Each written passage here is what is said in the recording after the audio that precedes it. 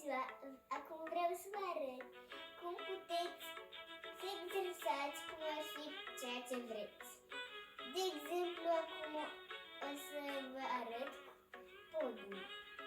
Podul se face din picioare așa. Oricum așa puteți să exersați. Dar momentul este că uneori poate să te doară încheietura asta de la mână.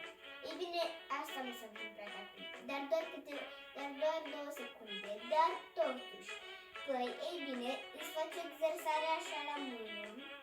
Da, iar după aia trebuie efectiv să-ți exersezi cu ceva. Cu ce? Podul din genunchi.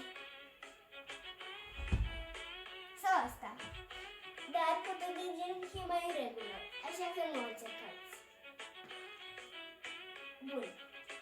Să trecem la ceva puțin mai greu. Mersul în mâini. Atunci când mergi în mâini, la final, mersul în mâini, știi, poate să te doară puțin asta dacă faci puțin strâmb, dar nu e mare problemă dacă exersezi mersul în mâini, adică o faci efectiv așa. Încerci să îți ții echilibru în mâini. Cel mai bine ar fi să exersezi să mergi așa în mâini. Și asta e bine. La revedere!